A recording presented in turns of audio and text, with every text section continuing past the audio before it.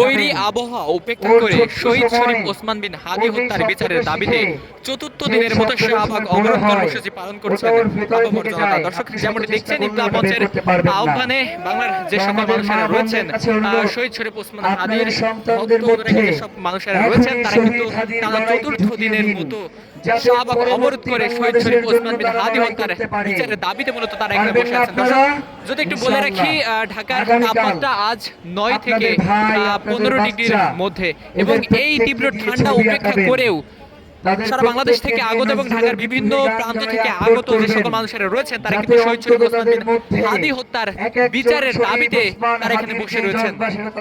দর্শক, গত 12 ডিসেম্বর নির্বাচনী প্রচারণা চালানোকালে ইনকিলাব মঞ্চের মুখপাত্র শহীদ শরীফ ওসমান বিন হাদী তিনি কিন্তু গুলিবিদ্ধ হয়েছিলেন রাজধানীর বিজয়নগর এলাকা থেকে, এবং সেখান থেকে তাকে ঢাকা মেডিকেলে ভর্তি করা হয়েছিল, এবং পরবর্তীতে সেখানে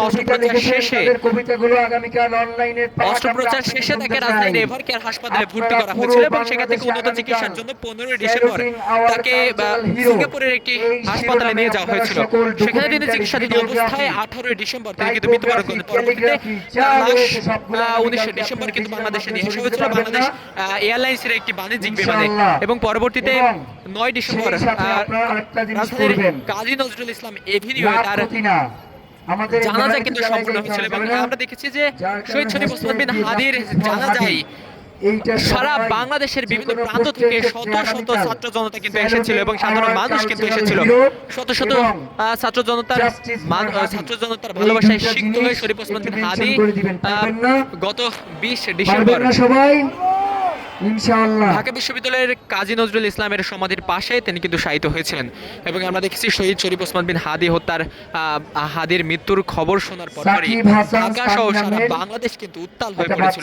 আমরা দেখেছি যে যখনই কিন্তু খবর এসেছে যে শহীদ শরীফ ওসমান বিন মারা গেছে, তারপরেই ঢাকার বিভিন্ন অলিগলি বিভিন্ন স্থানে ছাত্র জনতা কিন্তু অবস্থান নিয়েছিল, এবং ছাত্র জনতা কিন্তু বিক্ষোভ কর্মসূচি পালন করেছিল। আমরা দেখেছিলাম যে 18 ডিসেম্বর রাতে ছাত্র জনতা শাহবাগ মোড়ে এসেছিল, এবং এখানে তারা কিন্তু অবস্থান করেছিল। পরবর্তীতে ছাত্র জনতা কিন্তু এই শাহবাগের নাম কিন্তু করেছিল হাদী চত্বর।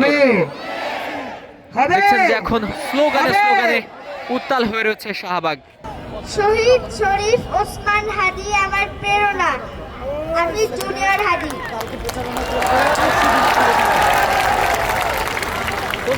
আবৃত্তি করছি কবি কাজী নজরুল ইসলামের বিদ্রোহী কবিতা। দর্শক, গত শুক্রবার থেকে ইনকিলাব মঞ্চের যে সকল সদস্যরা রয়েছে তারা কিন্তু শাহবাগের এই সড়ক অবরোধ করে তারা কিন্তু শহীদ শরীফ ওসমান বিন হাদী হত্যার বিচারের দাবিতে কিন্তু অবস্থান করেছিলেন। এবং দেখছেন যে আজ চতুর্থ দিনের মতো এই শাহবাগের যে হাদী চত্বর করা হচ্ছে, সেই হাদী চত্বরে ইনকিলাব মঞ্চের ডাকে সারা বাংলাদেশের মানুষ বিভিন্ন প্রান্ত থেকে ছুটে এসেছেন এই শাহবাগের হাদী চত্বরে, এবং এখানে কিন্তু বিভিন্ন ধরনের গান, কবিতা, স্লোগান দিয়ে শহীদ শরীফ ওসমান বিন হাদী হত্যার বিচারের তারা কিন্তু দাবি করছেন। দর্শক, গত 18 ডিসেম্বর শহীদ শরীফ ওসমান বিন হাদী মৃত্যুবরণ করেছিল, এবং এখনো পর্যন্ত তেমন কোনো শহীদ শরীফ ওসমান বিন হাদী হত্যার তেমন কোনো বিচার কার্যক্রম কিন্তু শুরু হয়নি, এবং যার পরিপ্রেক্ষিতেই ইনকিলাব মঞ্চের যে সকল মানুষেরা রয়েছেন এবং সারা বাংলার যে সকল মানুষেরা রয়েছেন যারা শহীদ শরীফ ওসমান বিন হাদীকে ভালোবাসেন, তারা কিন্তু এই শাহবাগের প্রজন্ম চত্বরে এসেছেন, এবং শহীদ শরীফ ওসমান বিন হাদী হত্যার বিচার কিন্তু তারা দাবি করছেন। দেখছেন যে স্লোগানে উত্তাল হয়ে রয়েছে শাহবাগ।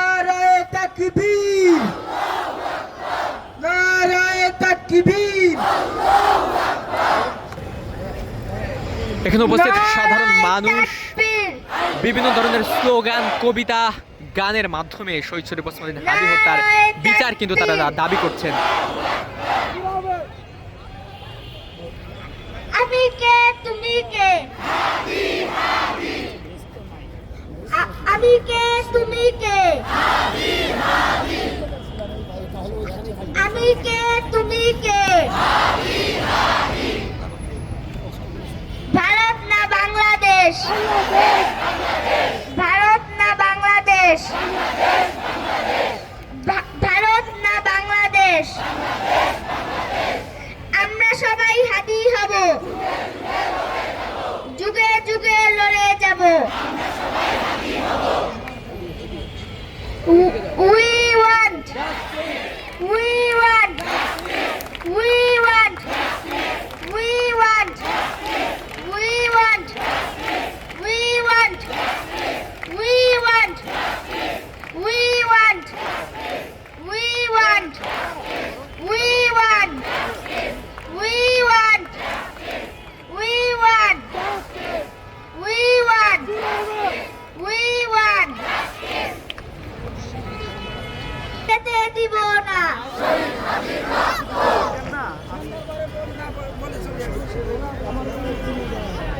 ইনকিলাব ইনকিলাব। দর্শক 24-এর গণ অভ্যুত্থানে সম্মুখ সারির নেতা ছিলেন শহীদ শরীফ ওসমান বিন হাদি এবং পরিচিত মুখ ছিলেন। এবং আমরা দেখেছি গণ অভ্যুত্থান পরবর্তী সময়ে বাংলাদেশের বড় বড় যে সকল আন্দোলন সংগ্রাম হয়েছে তার সম্মুখ সারিতে অবস্থান করেছিল শহীদ শরীফ ওসমান বিন হাদি। এবং গণ অভ্যুত্থান পরবর্তী সময়ে তিনি ইনকিলাব মঞ্চ নামে একটি প্রতিষ্ঠান গড়ে তোলেন এবং সেখানে মুখ্যপাত্র হিসেবে তিনি দায়িত্ব পালন করেছিলেন। এবং এই আসন্ন ত্রয়োদশ জাতীয় সংসদ নির্বাচনের প্রার্থিতা হিসেবে তিনি কিন্তু ঢাকা ৮ আসন থেকে স্বতন্ত্র পদপ্রার্থী হিসেবে সম্ভাব্য স্বতন্ত্র পদপ্রার্থী হিসেবে তিনি কিন্তু লড়তে চেয়েছিলেন। তবে ত্রয়োদশ জাতীয় সংসদ নির্বাচনের তফসিল ঘোষণা করার একদিন পরেই অর্থাৎ শুক্রবার জুমা নামাজের পরে শহীদ শরীফ ওসমান বিন হাদি তিনি কিন্তু নির্বাচনের প্রচারণা চালানোর জন্য রাজধানীর বিজয়নগর পানির ট্যাঙ্ক এলাকায় গিয়েছিলেন এবং সেখানে লিফলেট বিতরণকারে দুর্বৃত্তের গুলির আঘাতে তিনি কিন্তু আহত হয়েছিলেন এবং পরবর্তীতে সিঙ্গাপুরে তিনি চিকিৎসাধীন অবস্থায় কিন্তু মৃত্যুবরণ করেছেন। এবং তার হত্যার বিচারের দাবিতে দেখছেন যে গত কয়েকদিন যাবতই ঢাকা সহ সারা বাংলাদেশ কিন্তু উত্তাল হয়ে রয়েছে। আমরা দেখেছি গতকাল কিন্তু ঢাকা এবং বিভিন্ন বিভাগীয় শহরে অবরোধ কর্মসূচি কিন্তু পালিত হয়েছে শহীদ শরীফ ওসমান বিন হাদি হত্যার বিচারের দাবিতে। আসসালামু আলাইকুম ওয়া রাহমাতুল্লাহ। এবং এই মুহূর্তেও দেখছেন যে তীব্র শীত এবং ঠান্ডা অপেক্ষা করে সারা বাংলাদেশ থেকে আসা আগত যে সকল মানুষেরা রয়েছেন এখনই কিন্তু তারা শাহবাগ অবরোধ করে বসে রয়েছেন শহীদ শরীফ ওসমান বিন হাদি হত্যার বিচারের দাবিতে এবং বিভিন্ন ধরনের স্লোগান কিন্তু তারা দিচ্ছেন। ভারতীয় আধিপত্যবাদের বিরুদ্ধে স্লোগান হবে হবে। আওয়াজ দিতে পারবেন? দিল্লি থেকে শুনবে? ওপার থেকে টিভি ভাঙার আওয়াজ আসবে? ওপার থেকে টিভি ভাঙার আওয়াজ আসবে? আসবে? কান্নার আওয়াজ শোনা যাবে? নারায়ে তাকবীর, নারায়ে তাকবীর, নারায়ে তাকবীর, নারায়ে তাকবীর, আল্লাহু আকবার, আল্লাহু আকবার। ইনকিলাব ইনকিলাব, ইনকিলাব ইনকিলাব, ইনকিলাব ইনকিলাব, জিন্দাবাদ